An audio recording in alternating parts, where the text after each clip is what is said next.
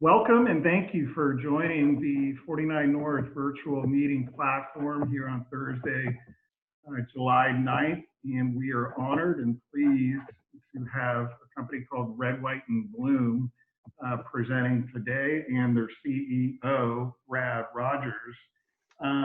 You can find the stock tickers for Red, White, and Blue on the CSE, which is RWB, but more pertinent, I think, is the OTCQX, which has now been revised to symbol RWBYF. And Red, White, and Bloom is positioning itself to be one of the top three multi-state cannabis operators active in the U.S. legal cannabis and hemp sector. And again, we're pleased and honored to have the great Brad Rogers, CEO of Red, White. Sorry, was not on mute. Yeah, folks, enjoy the presentation. And Brad and Tyler, take it away. Sure. Well, thank you so much for having us, guys. I know it's crazy, unprecedented times, and the cannabis market has, to a degree, dodged the COVID bullet in that we are deemed an essential service, which is, almost the irony of it all is I guess uncomparable, really, to what it used to be. I mean, people went to jail forever for this thing, and now we're an essential service, which I think is a testament to a lot of things.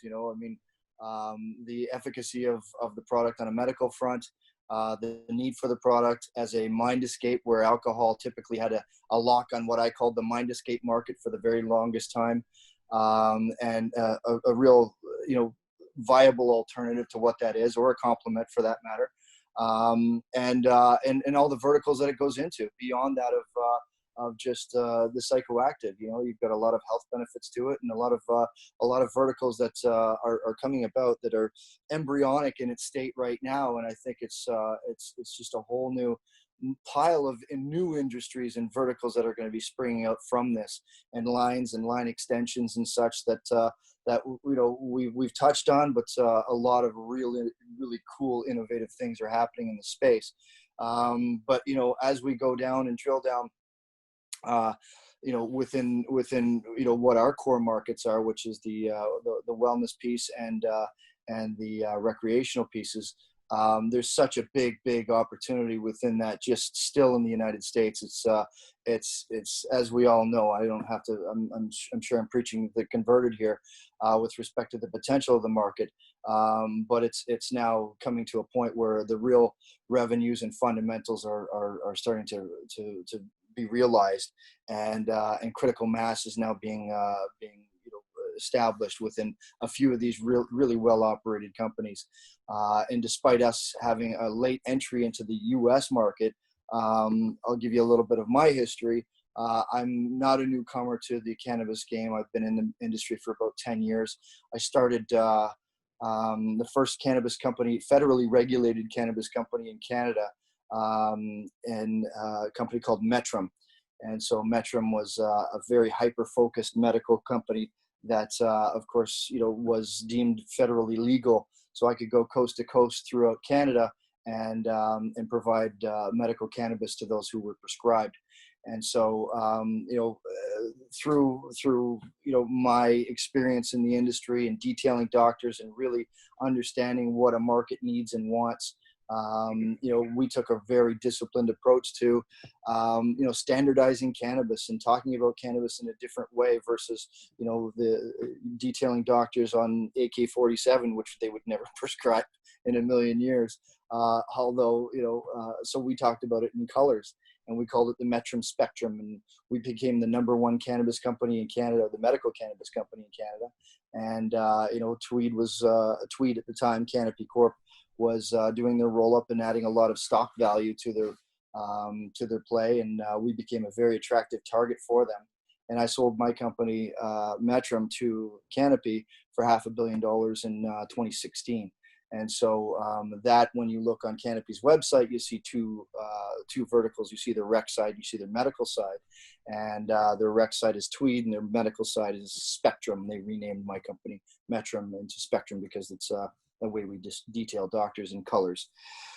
So I took that and I was heading down to the States. I thought, man, this is such a massive arbitrage opportunity right now because of, the regs are changing in the States, and there's a big, big opportunity down there. And I was heading down to the States when a friend of mine had heavily invested in another company in Canada that was struggling. He asked me to come in and help out. So I went there instead of going down into the States where I was going to.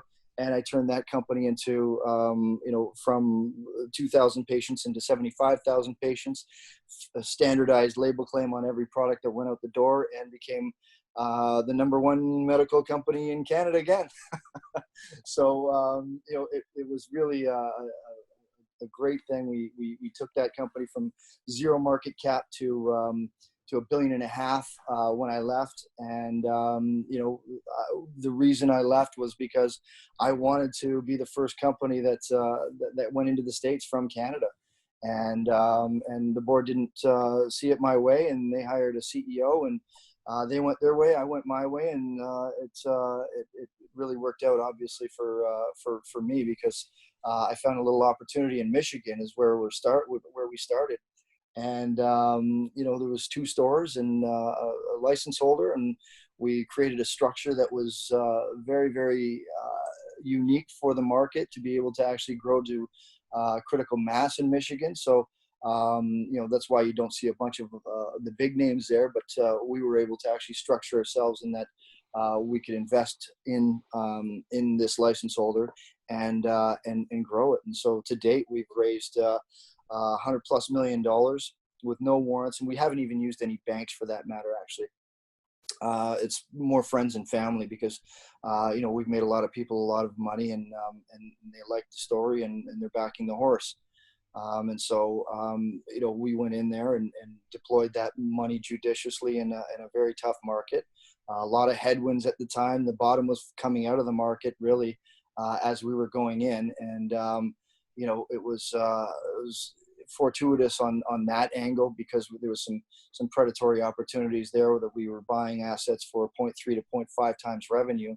And to date, we're somewhere in around, I think, $70 million trailing for our deployment of about $70 million of capital, $75 million of capital. So, we're tracking well, and there's a massive opportunity on the upside to taking advantage of that. But I'll drill down onto Michigan when I get there. But our theory was more really build this out into a real professional business where fundamentals matter, and so each part of the value chain has to be fortified. And so you'll find this business is the evolution of the basement, I call it. And so hey, Brad, yeah. Brad, can I interrupt you just real quickly? Please.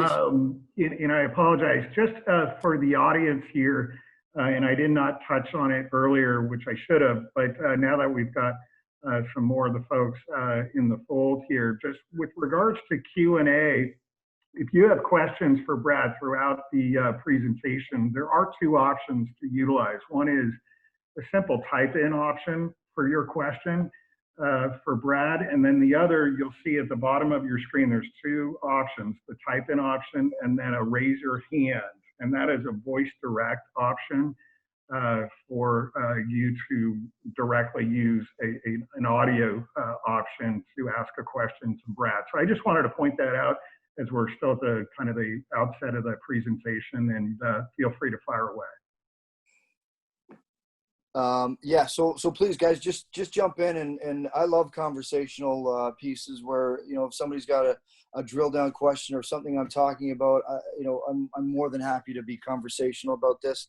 I'd much rather it actually, because sometimes I'm talking too topical and too macro, and if you want to know something a little more granular, happy to drill down on it. And I'm sure you guys are very familiar with the landscape of the business and have sort of probably specific questions to this name and to what we're doing, and maybe perhaps even specific to the market. So if you guys see Tyler and or Brad, if you see questions that come in that are typed in, we've already got one with regards to just inquiring about whether or not they're going to be able to receive the slides. But if you do see those as we go along in the presentation, feel free to just answer when ready. Yeah. And I believe, guys, this is available on the website, right, Ty? Is that right? Yes, ir.redwhitebloom.com. But Yeah. I'll send a link to Matt after this. Yeah. Fantastic. Yeah. So just to carry on, as we build this thing out, this is not a new name where we're going to go raise a little bit of money and say we're going to build this and hopefully it's going to work out. We've done this across the vertical multiple times at scale. So right now, to a degree, we've been flying under the radar up until this point, and to date, we've got as you see on the deck there, 660 employees, 150 bud tenders, 38 technical growers. And by technical, what we mean is, we've never ascribed to the master grower theory. Not one guy with a magic wand, waving his spell over the weed and saying this is the best shit ever, man. We actually have PhDs and horticulturalists with degrees growing this crop because, in fact, like it or not, it is an ag crop. It's a commodity.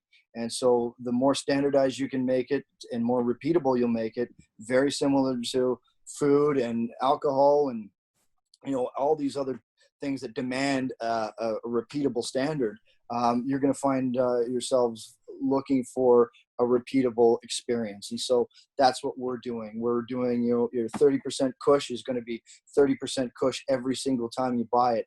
And that's going to be a real value proposition that's really not in the market at all today.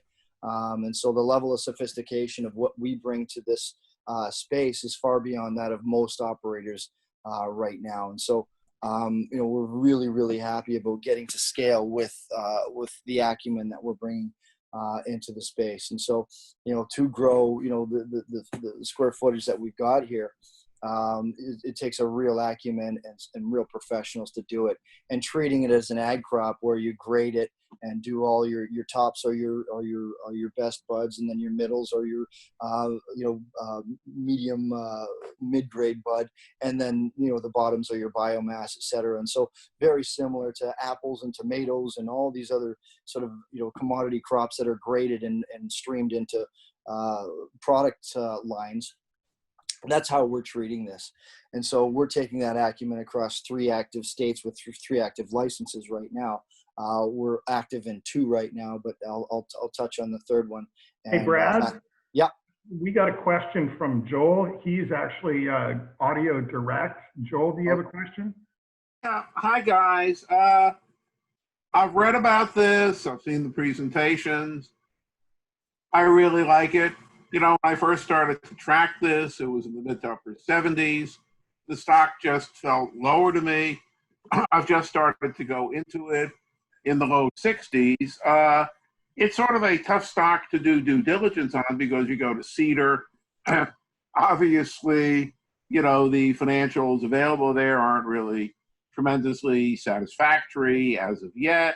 And even in the introduction to this, you still have the old symbol on there, etc. What's the history of the vehicle that you put this in, and why do I would assume the folks in Canada who own this vehicle before you merge these U.S. entities into it? I mean, what's the history of that vehicle? And I guess, I'm a very sophisticated investor, even though this is a rather unsophisticated question, but really, why the more good news you come out with, it seems the more sellers there are in this stock and the lower the price goes. So basically, what, is the status of the free trading shares? I guess I'm in Canada. What's the price history of this in Canada? And, basically, I just like to get caught up sort of on the technical side of what I've stepped into. Sure. And that's by no means an unsophisticated question to a complex, to a degree, structure that we had to put in place to be able to get the critical mass, as I was talking about earlier, in Michigan. So, to answer your first question, I guess would be, what the shell was that we walked into. Well, that was a streaming shell. So it was called Title Royalties.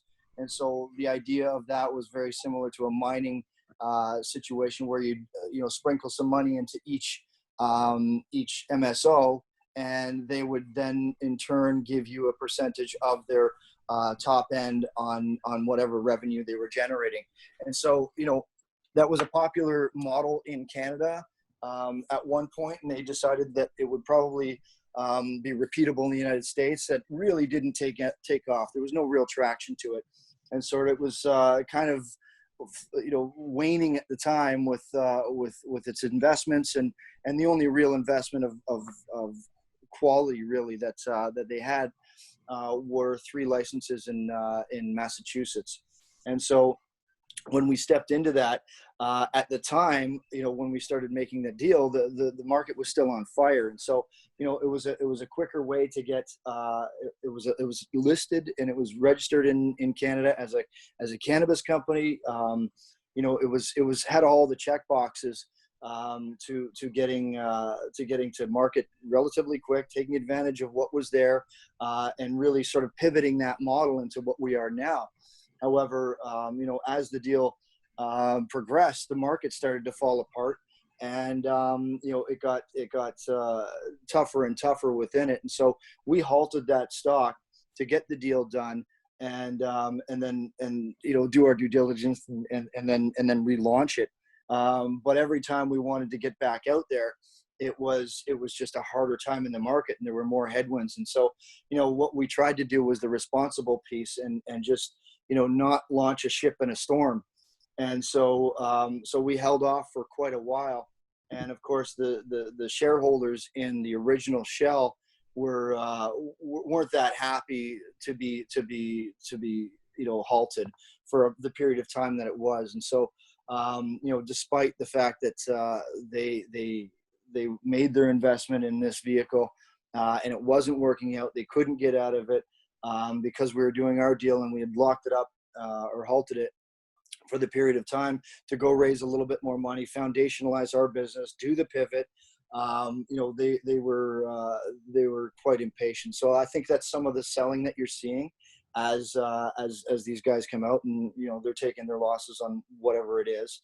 And then for us to be able to do the right thing, we had to go out and cut them back as well, because we originally went into the shell at a 70-30 deal, and then it turned into about 6% of the whole transaction in the end of it.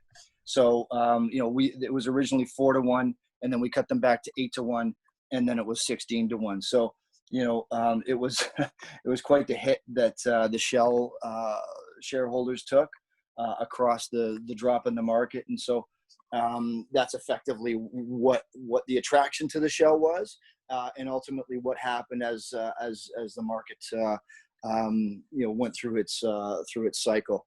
And as somebody who's been registered since 1968, and I'll be 75 on my next birthday, I've seen a lot of these deals in the past, and I mean, the old people in the shell who essentially were getting another bite at the apple in an essentially worthless company, you should have cut them back a lot more than you cut them back. I mean, I think in the end, you were extremely generous to these people, but these people obviously, whatever they can sell it at now is free money, because basically they're on a sinking ship, and without you, this would have been worth nothing. Also, in reading about the fundings you did, I was very pleased with what I could read to see that there's absolutely zero, obnoxious death spiral instruments, etc. Yeah. And, obviously, that's something that should be stressed, that, I mean, none of this is death spiral funding. And also, as somebody who's been around the markets forever, I mean, certainly I would, and I'm going to, buy it, and I'll continue buying it anyway. I would much rather see you on the Toronto Stock Exchange than on the CSE, And I hope you have plans to uplist this in Canada to the Toronto Stock Exchange as soon as you. Hey, Joel, we're going to move forward with the presentation. Firmly appreciate the questions, but I think there's some more. I agree. That, Yeah. So Joel, you're hired. I'm going to take you on as IR as well. I think that's that's well said. And you know what? We're going to touch on that at the end when we look through the comp table and take you through that as well. And you know what? I'd be happy to have that conversation with you as well. So let's move forward.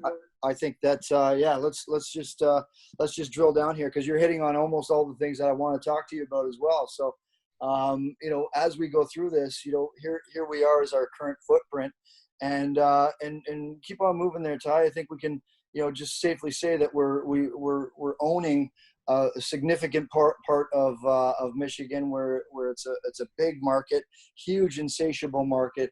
We've got Illinois as well, which I'm going to drill down on the granular level, and we've got some active licenses in Massachusetts. We're targeting Florida and California in the next little while, and those talks are underway, which I can sort of give some light on at the end of the presentation. So keep on going there, Ty, and as we go through the market, we're looking at all these brands and how to not catch up, but then differentiate ourselves as a player in the market. And all these brands are claiming to be brands, but they're brand new names that really no one's ever heard of. And so when I used to be in the license in game, so I licensed in Fisher Price, Condé Nast, Living, Food Network, all these big brands that really I saw a lot of equity and value to leverage that brand equity. And so when I looked around the space, there really are no cannabis brands outside of High Times. And so when you do the litmus test of what a brand is, you wake somebody up in the middle of the night and say Crest, and they say toothpaste. You say Tide, they say detergent. You say High Times, they say cannabis. And so for that, it's a directly relatable name that's been around for over 45 years, writing and advocating the use of cannabis, outside of the alcohol world, and of course, what you see from that is a huge following that they have, and a very, very popular e-commerce or e-site right now. But obviously, they were a huge magazine in across all of the years they've been in production, and very controversial, obviously, but now obviously proven themselves as an incredibly valuable brand that we've licensed in for Michigan, for Illinois, and for Florida. And we've got a great relationship with those folks, and we're looking to do more as more comes along. So, I think, as you look at what this potential banner gives us, it gives us stores, it gives us product, it gives us exposure to an iconic, and I would argue the only brand in cannabis. And so what comes with that beyond all of those things are all the attributes that we're able to use as well. So you look at the High Times cover there with Snoop Dogg on it. The people who have donned the cover of these magazines in the past is every rock star, every rap star, every movie star, every all the way up to presidents of the United States of America, that we have the use of all that collateral. So we can put 10 by 10, posters on our stores with all these, famous people, and you get that halo effect. We can use them on billboards. We can use, it's an incredible, very, very powerful marketing piece that really nobody else has. And we can spread that out across all the states that we're in. Plus, we're able to franchise it into other states that we're talking to right now. And so it's an incredible opportunity for us to be able to really catch up and or slingshot past all these other names that really aren't brands, and utilize something that's been in production for 40 plus years, and it's a household name in cannabis. So I'm very, very, very happy about that, and looking forward to leveraging that brand equity across our stores and products. So keep going there, Ty. And of course, there's examples of what this product is going to look like. So we've got the High Times store. We've got the Culture brand. So that's a sub brand of what High Times owns. And so we're looking at putting Culture out as our CBD brand, and that's our national play which is going to be coming out of Illinois, and I'm going to touch on that when I get to that slide specifically. And of course, you've got the High Times products that are available, that we're able to actually manufacture and distribute beyond that of our stores as well. So, really, we've got a lot of revenue streams possible through that one license deal that we have. That is iconic as far as I'm concerned. So, that is a banner that's going to sort of overlay what's going to happen within what product and quality we bring to the market, as all the attributes that I was talking about earlier with our standardization and our grow and our production. So, really excited about that. So keep going, Ty. And I think, when you look into the specifics and where we started, and this is where we started, keep going there, Bob.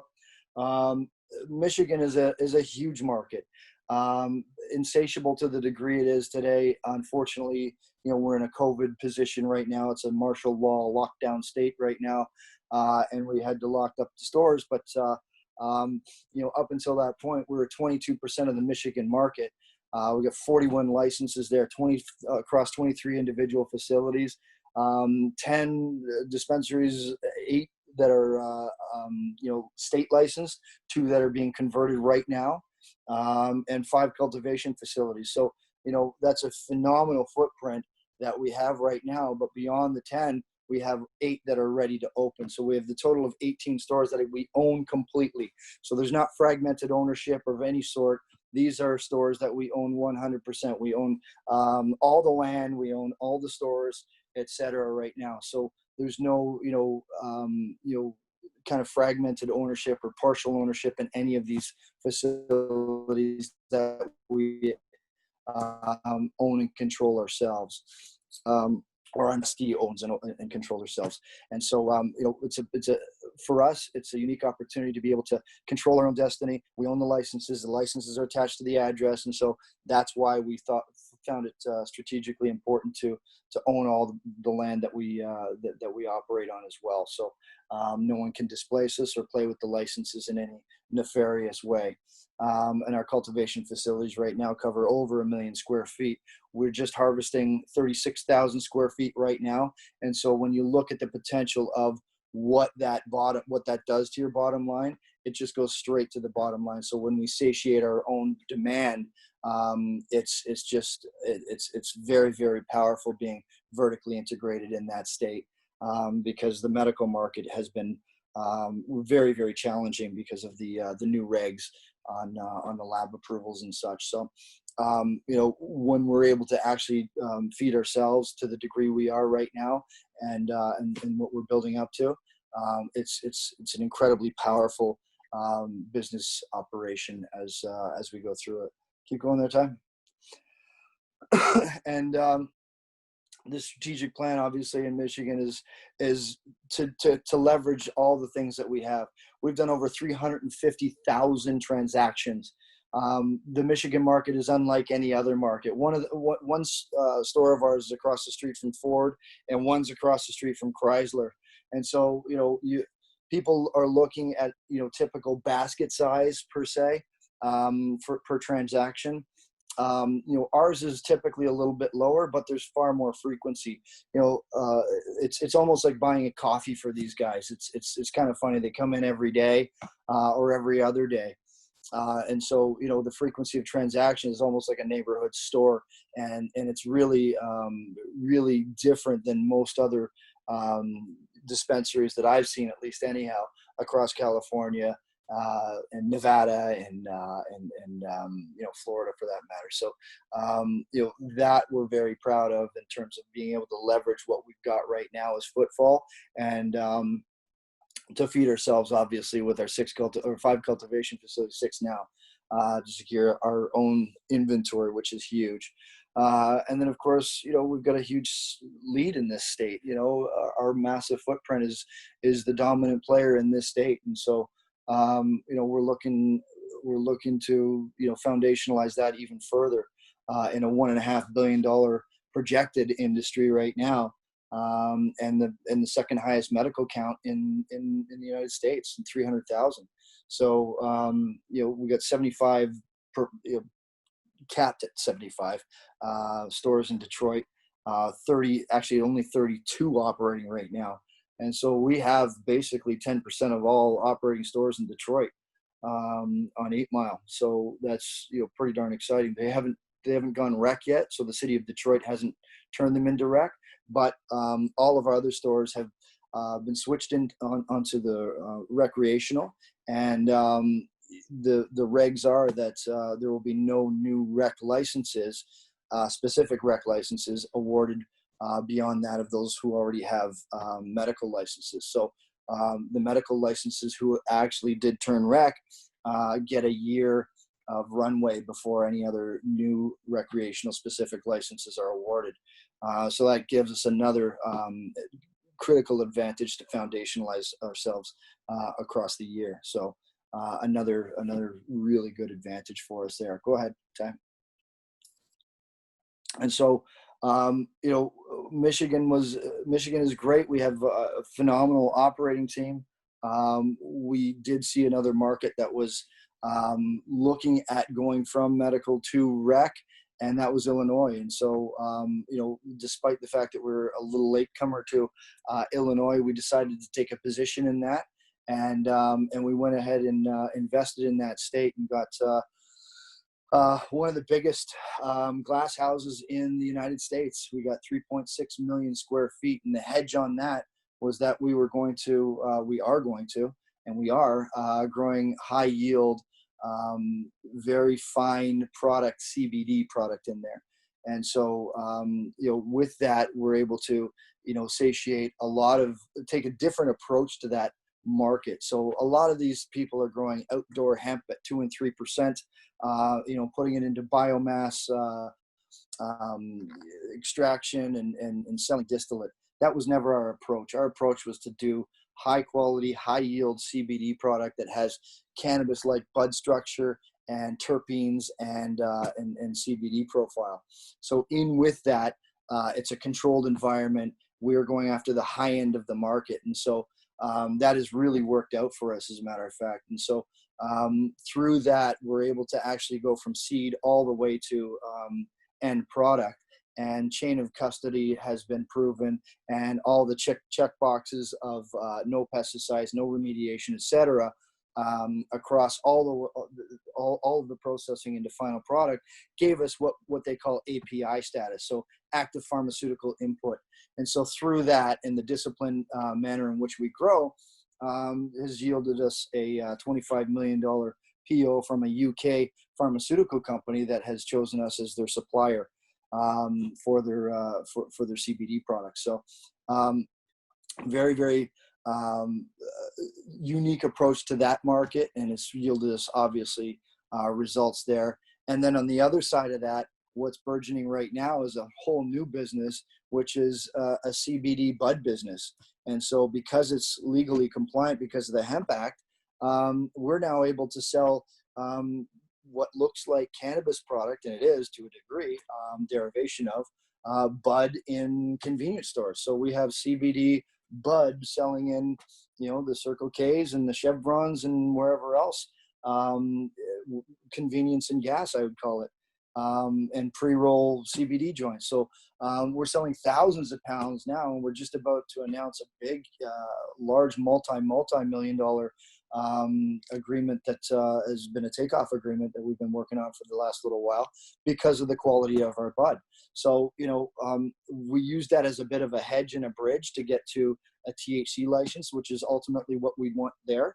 But, right now this business in and of itself is taking off. So really happy about that. And when you look at the potential of putting a THC license in there, which we're negotiating right now, that's a couple $150 or $200 million worth of wholesale out of 210,000 square feet, which is a license, a THC license size in Illinois. So just and effectively a closet in that 3.6 million square feet. So we can continue our high yield, high end CBD business and and plug in a THC license there if we successfully negotiate one of those. But up until that point, it's operating very well right now, and we're very happy with the product and the process of what we've taken that facility to. But, I mean, ultimately, obviously, we want a piece of that $2.5 billion market size there in a market that really is insatiable as well. So huge opportunity there. And really looking forward to satiating that market on both sides, THC and CBD. We also have our CBD production going into nationally distributed products. So our CBD vapes and our CBD cigarettes. And we're actually engaged right now in conversations with some of these big boxes with their tobacco buyers. So we're looking at CBD vapes and CBD cigarettes in big boxes, so 2,000 plus doors and massive footfall. So exciting opportunity that's really coming out and developing in an embryonic state right now, but we're really looking at taking advantage of that and the desire of these big boxes to start listing these new products. So pretty darn exciting on that front as well. So keep going there, Ty.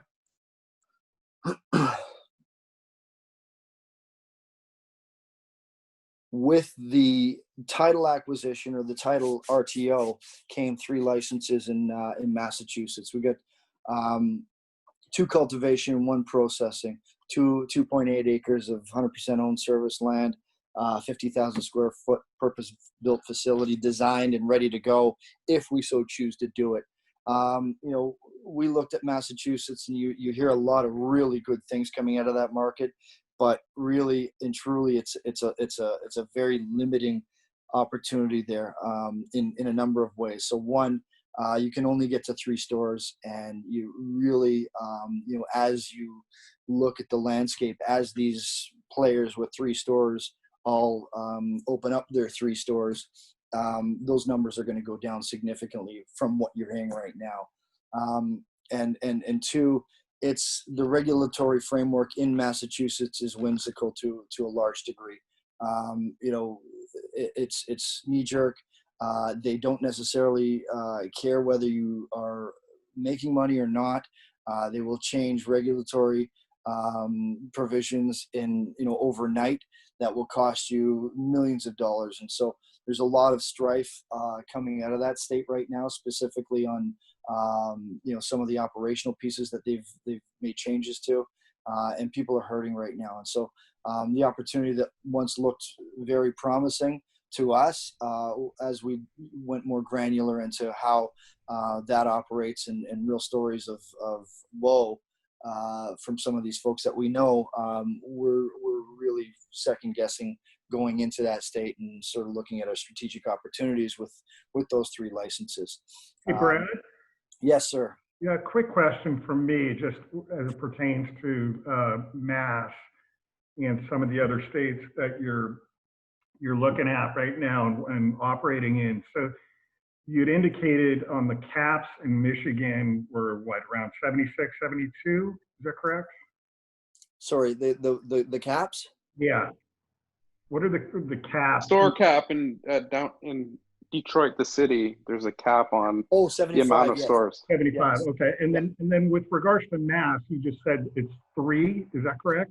Well, it's 3 stores per license. So Okay. a license holder can only open 3 stores. And Okay. so when you look at the potential to get to critical mass, you really can't do it. And we're looking at ways perhaps to do, a High Times brand across a number of those stores. And that might be an opportunity for us to actually, banner a bunch of stores and get operational efficiency and sort of a presence within that state. And utilize the 3 store cap across multiple license holders to be able to offer our services, our digital presence, and perhaps maybe even a delivery service across what is a limited opportunity for these people that can only own 3 stores. But to be part of 50 stores, for instance, if we're able to franchise that name across 30 to 50 stores, you become that much more critical mass and that much more of a brand and that much more trusted, etc. So there's an opportunity there that we're looking at. Was there a group in Mass, and I'm trying to think back maybe a year and a half, 2 years ago, maybe a year and a half, that got reprimanded because they exceeded okay. Yes. Yeah, absolutely. Okay. So they played outside the rules. Yeah. We're looking, of course, we want, like, compliance is paramount, especially in the new industry. You want to walk a line, but you don't want to cross it, Yeah. obviously. And so, we try and do everything to the letter. And if there's an advantage we can take within, perhaps a model such as franchising in, there may be something there for us. And so, we're looking at those opportunities to become a little bit more, like I say, critical mass. And, we don't have eyes on 19 or 20 states by any stretch. We want to go into a few and do it really, really well, and become dominant players. And so, I've rebranded the MSO and multi-state operator to super state operator, in that we want to go in with a big, critical mass footprint and make an impact. So that's Okay. kind of, our philosophy. To play with regulation across, 8, 10, 15 states is just, it's arduous. And to be compliant across all those, in an embryonic state where it's always changing, it's tough. And so, I've been there, I've done that. So, for me, it's makes a whole lot more sense to really drill down, get your operational efficiencies, get your buying power, doing all those things. That's going to make a business sound and fundamental, and you can drill numbers to the bottom. Great. Thank you. No problem. And so this leads us obviously to our comp table in terms of what we're doing here. Ty, you can probably speak to this. You put it together. I think it's pretty compelling with respect to what's there. And so, it just, for me, it kind of identifies, what the delta valuation is and what the upside on this name is. Yeah, I mean, when I speak with our advisor, Steve Grasso at CNBC, this is kind of one of the things we talk about. We are the #1 sleeper stock in cannabis. There's no two ways about it. And it's for the reason that Joel brought up. We don't yet report the revenue and asset numbers of our Michigan operation. And the reason for that is the same reason why every other one of these guys that's on here, the top 6 guys, they could not go into Michigan and build something large like we have. So basically, we had to structure it as a vehicle inside the state, which we were funding. And upon approval of switching ownerships, all of those revenues and assets flipped to us. So what we've essentially done is funded them to the extent of around $70 or $75 million over almost 2 years. And so essentially what we have is a fully paid call option. It's irrevocable. And what we need is just, we are waiting for this transaction to go public to happen, which happened a month ago. And what we did was we submitted to have that ownership change, where we're going to be able to aggregate all of 100% of those revenues, assets, EBITDA to our bottom line. So if you look at the fully diluted, all we have to issue to them is restricted stock from Treasury, and what our fully diluted enterprise value at that point will be is roughly $250 million US dollars. So if you look at our projections for this year, around 55 million EBITDA, that puts us at 4 times our market cap. And if you look at everybody else, if you just take a midpoint, a median, we're about 1/5 of what everybody else is trading at. And that's no doubt because people cannot do financial statement analysis. The trading desks are having a quick look at our stuff, and either they're waiting for it to come out, or there's, everyone's just basically waiting for us to aggregate what's rightfully ours. And Brad can talk a little bit more about that, about we've submitted everything to have that happen. We're expecting it any day, but it's definitely an opportunity whereby if you take a deeper look, what's going on. But if you just take a quick cursory look, you're missing out on a lot of value. And it's definitely somewhat of an arbitrage if you really think about it. And that's how we've kind of been presenting this. Yeah, and if you look at what happens in the transaction, I mean, there's a lot of intercompany, debt and all that stuff just gets completely wiped out on the call. So, it's if you read deeper, all of these things are and, the balance sheet gets really cleaned up well. Pre this call, I think the asset base is somewhere around $110 million. And I think it's over 200 when we actually do the call. So the book value of the combined entity is over $250 million. Yeah. So, in and of itself, that's that's the cap right now. So, and then we've got the stuff on the top, which is fundamentals and bottom line for what we're going after right now. And, thankfully we're in a market that actually demands fundamentals, and that's what we want to deliver.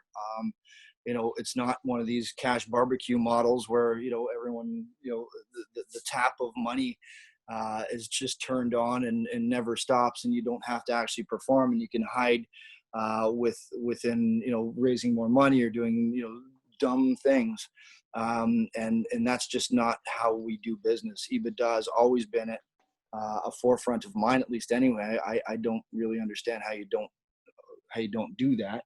And so if you look at my history, my companies, even in Canada, we were EBITDA positive, even in Canada. I mean, I think we were one of two companies two companies out of probably about 110 were EBITDA positive, and one was mine. So, you can grow profitably in this business, and you can operate well if you have good people around you. And these aren't bankers and lawyers running the company; these are real operators who have been in business at scale for a very long time. So, questions, happy to answer any, guys, if you have any. And, anything, any questions or concerns? I mean, like I said, the balance sheet and all that stuff is kind of, speaks for itself once that, call option's done. And it's a pretty good looking deal. There's no crazy warrants. There's no overhang. There's nothing. And the debt is it's clean debt as well. It's 18 months, plus, another 6 at 1% and another 6 months at another 1%, with no converts and no warrants. And that's at 12%. So, very, very unorthodox for this business, and unique for us, because again, I think we're judicious in how we run it. So happy to answer any questions, guys. Yeah, a quick question here, Brad. You guys went public in late May, early June? When was? Yeah, that's right. And how's the liquidity been thus far on both CSE and OTCQX? So Ty, where are we at right now? I think we're doing really good numbers. I mean, with respect to volume, where are we at? Like 500,000 a day, 1 million a day, something like that. In and around more than that. I think we're averaging $750,000 US. Okay. Yeah. So it's not an island asset, which is nice, right? I mean, it's liquid, and that's very attractive for a lot of people, but obviously tends to, increase a little volatility, especially given, the speculation of where our financials are, because, I mean, I've seen stuff that this company has no revenue and, et cetera, et cetera, et cetera, not really understanding the structure of the deal. Mm-hmm. So, again, it's a well-traded stock. And I think there's a lot of interest in the name. So, as I say, it's trading really well. And moving forward, another question from the panel, with COVID and where we're at right now, how's the impact of COVID with regards to your expansion plans? And then more specifically, obviously out here, where most of us are based here, how does that impact your expansion plans for California at this point? Are those kind of tabled for now, or what's kind of the situation there? Well, no, we're still talking to a lot of people. I mean, there's a lot of movement in the industry right now, and I think people are really understanding that, you know, if this thing federalizes at some point, you're going to have support. You're going to have, you know, infrastructure to be able to continue your critical mass position, because there's going to be a lot of capital coming in if the Bank Act gets through and or even gets federalized. And you know, if you don't have a critical mass position and or you aren't you know, a name that's doing half decent business, you're just going to get forgotten. And so people are really starting to realize that, you know, you better find some strong partners and or, you know, get together in a way that's going to really sort of solidify your business and put your hand up when people come calling, and or be able to actually go and roll up and aggregate even more to add that value to your name. So, you know, nothing has stopped with respect to M&A for us. We're very acquisitional right now. Our move into California includes something incredibly attractive that we're trying to close right now. That will, you know, potentially double our revenue. Excuse me. So, you know, that's very, very attractive with a 25% EBITDA. You know, that is a very strong acquisition that can fortify us across a number of states and in some very strategic ways. So, you know, that's just one of 8 deals that we're looking at right now, and we're going through due diligence, and our war room is open, and we've got lots of people in our data room looking at what we're doing, and we're actively looking at what they're doing in terms of due diligence. So a lot of things going on right now on that front that we're hopefully going to be announcing in the next little while. So so to answer your question, nothing has stopped. We're very aggressive in terms of what this looks like. You know, again, we're late to the market, but, you know, being in the market, we've been operating maybe a year and a bit. Some of these guys have been operating for 5-6 years and have spent $1 billion+. We spent 100 and change, and we're, you know, top 10. So for us to take advantage of what we've got right now and the momentum that we have, I think is you know, is very, very possible right now for us in the market. Great. And another one here is with the partnership with High Times. Yes. How many stores are there nationally, and how many are currently operating? I know that the second question is probably a little bit a moving target right now with everything that's going on, but how many nationally, either open or closed, are there out there? So they just started this model.